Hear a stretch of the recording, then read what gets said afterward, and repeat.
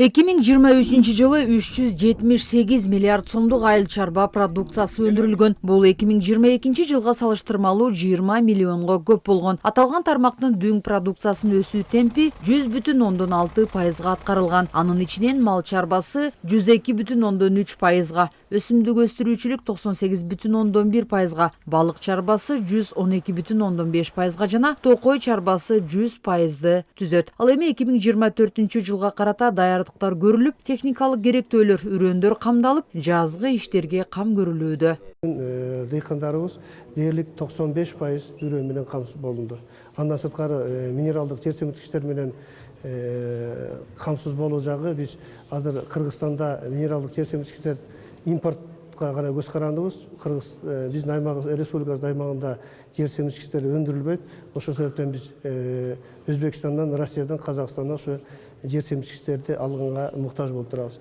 Ал эми ирригация тармагында 2024 жылга 2 миллиард 200 миллион сом акча каражаты каралды. Бул техникалар боюнча дагы айта кете турган болсок, техникалар боюнча учурда 85-95% жазгы айдап сөөгө биздин техникаларыбыз даяр. Лизингке дагы бериле турган 2024 жылы 1200дөн ашык лизингке жеңилдетилген пайызда ошо техникаларды берүү жагы каралууда.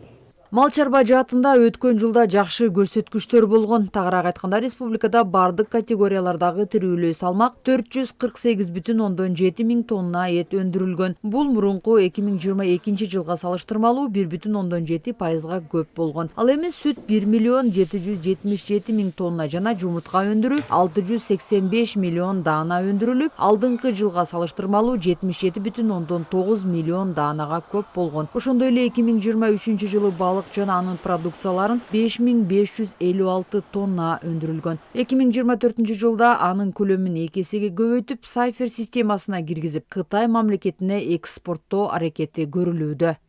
Бүгүнкү болгон бардык биздин азык-түлүк экспортко чыккандарды Кытай тарапка дагы Сайфер деген системада киргизүү.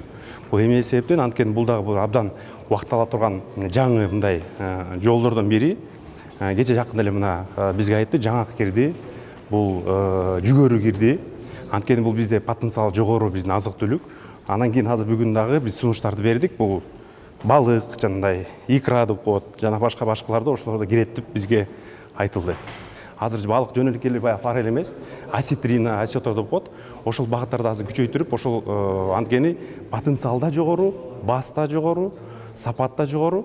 Жыйындын жүрүшүндө жайыттарды башкаруу жана асыл тукум мал чарбасындагы аткарылуучу иш-аракеттер, талаа иштерине керектүү техникаларын камсыздоо жана аларды жеткиликтүү арзан пайызда лизингке алуу каралды. Ошондой эле өлкө аймагындагы кооперативдерди мыйзамдын негизинде түзүү боюнча Бакыт Төрөбаев түшүндүрмө берип, тиешелүү жетекчилерге бир катар тапшырмаларды айтты. Ким жалган кооператив түзсө, уголовный кодекска киргизбей коет норманы. Руарлардан заключение алыш керек. Руарлар действительно ушул үлүш жерлер болобу, же башка жерлер болобу, ушул биришти. Бир карта болду. Бир карта болуп негизинде мына мен көрдүм, айыл өкмөттөн барып кол койдуруп, мына ошондой негизинде анан кийин юстицияга катталыш керек, жана статистика комитетине катталыш керек. Мына ошондо анан кийин бул настоящий баягы кооператив болот. Мейли техникасы жок болсо, ал эч нерсе эмес, кийин техниканы алып беребиз. Климаттын өзгөрүшүнө байланыштуу мамлекет тараптан ирригацияга терең көңүл бурулуп, быйылкы жылда 2 миллиард 200 миллион сом каражат бөлүнгөн. Өсүмдүктөрдү сугарууда 2023 жылда 458 жаңы тамчылатып сугаруу системасы орнотулса, быйылкы жылда аны көбөйтүү боюнча дагы план коюлду. Сайрагүл Полотова, Аскар Маратов, ЛТР, Бишкек.